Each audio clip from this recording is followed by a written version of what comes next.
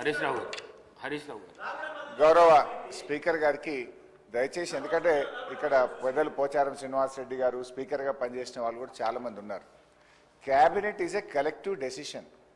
నేను చాలా సంవత్సరాల నుంచి సభలో ఉన్న తప్ప మంత్రి లేచి ఇంకొక మంత్రిని ప్రశ్నలు అడిగేటువంటి సంస్కృతి ఉండదు. బికాస్ క్యాబినెట్ అనేది ఒక కలెక్టివ్ డెసిషన్. మంత్రి అనేది ఒక పోర్ట్ఫోలియో చూసినా అన్ని శాఖలకు సమానమైనటువంటి బాధ్యతను మంత్రి కలిగి ఉంటాడు. ఇవాళ మీరు కూడా దయచేసి నేను మీతో కోరేది ఏంటంటే, మీరు కూడా ఇట్లా ఒక మంత్రి లేచి ఇంకో మంత్రిని ప్రశ్నలు అడగడానికి అవకాశం ఇస్తే అసలు ప్రశ్నోత్తరాల సమయం యొక్క దాని మీనింగే మారిపోతుంది. అధ్యక్ష, దయచేసి లేని సంస్కృతిని తీసుకురావద్దు. మంత్రి అనే వాళ్ళు క్యాబినెట్ లో మాట్లాడుకోవచ్చు. Government is a collective decision. ఇట్లా మినిస్టర్లు లేచి అడిగే సంస్కృతి ఉండదు. నంబర్ 1. నంబర్ 2, గతంలో కూడా కోమటిరెడ్డి వెంకటరెడ్డి గారు అప్పుడు కూడా మంత్రిగా ఉన్నారు. మరి వారి హయాంలోనే ఈ మూసి ఈ రకంగా జరిగింది. మీరు మంత్రిగా ఉన్నప్పుడు సరిగా చేసి ఉంటే ఈ పరిస్థితి ఎందుకు? కోమటిరెడ్డి వెంకటరెడ్డి హరీష్ రావు గారికి చెప్తున్నా, 21 సంవత్సరాల అనుభవం ఉన్న హరీష్ రావు గారిని అడుగుతున్నా, మీకు ఎల్పీ లీడర్ లేడు, నువ్వు డిప్యూటీ లీడర్వా శాసనసభ్యునివా? క్వశ్చన్ అవర్లో నిన్న కూడా నువ్వు బైక్ తీసుకున్నావు. మా స్పీకర్ మంచోళ్ళు కాబట్టి నీకు బైక్ ఇచ్చాను. నీ ఏ హోదాలు అడుగుతున్నావు? నువ్వు ఏ హోదాలో నువ్వు మాట్లాడుతున్నావు? నువ్వు ఏ హోదాలో గౌరవ్ సార్ ఒక నిమిషం సార్, చాలా ఇంపార్టెంట్ ఇది ఫర్ ఎవర్. తెలంగాణ ప్రజలకు తెలవాలి సార్. తెలంగాణ ప్రజలకు తెలవాలి.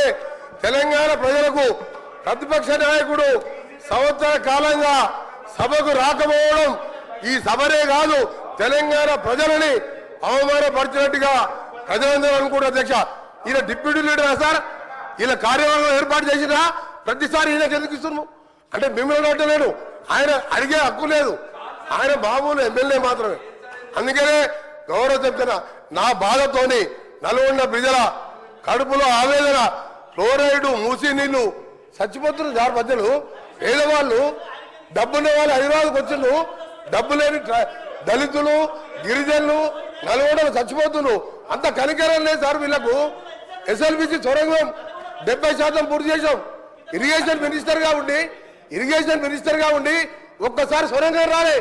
ఆయన నల్గొండ గురించి కానీ నా గురించి మరి మాట్లాడే హక్కు లేదు. అధ్యక్ష, ఆయన ఒక గౌరవ శాసనం చెప్పుడు మాత్రమే, డిప్యూటీ లీడర్ కాదు, సిఎల్పి సెక్రటరీ కాదు, లీడర్ లేడు వాళ్లకు. వాళ్ళ సార్ మాట్లాడేది.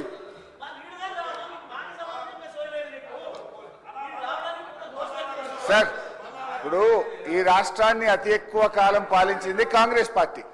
ఇవాళ మూసీలో ఇవాళ నల్గొండ జిల్లా ప్రజలు ఏదైనా బాధపడుతున్నారంటే దానికి ప్రథమ ముద్దాయి కాంగ్రెస్ పార్టీయే. ఎందుకంటే ఈ రాష్ట్రాన్ని ఎక్కువ రోజులు పాలించిందే కాంగ్రెస్ పార్టీ. మీరేం చేసిందని మమ్మల్ని మాట్లాడుతున్నారు.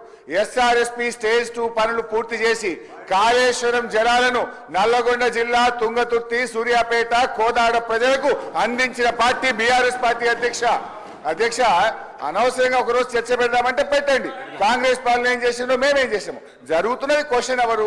క్వశ్చన్ కు సూటిగా ప్రశ్నకు ఆన్సర్ జరిగితే 10 ప్రశ్నలు వచ్చేటువంటి అవకాశం ఉంటుంది. ప్రతిరోజు 3 ప్రశ్నలకు 4 ప్రశ్నలకే సభ పోతుంది కనుక దయచేసి మీరు ఒక్కొక్క ప్రశ్నను సూటిగా ప్రశ్న సమాధానం చెప్పేట్టు చూడండి. మంత్రులు లేసి రాజకీయ ప్రసంగాలు చేస్తే మేము ఇంటరప్ట్ చేయాల్సి వస్తుంది. దానికి అవకాశం ఇవ్వద్దని మిమ్మల్ని కోరుతున్నాం. గౌరవ సభ్యులు. Thank you sir.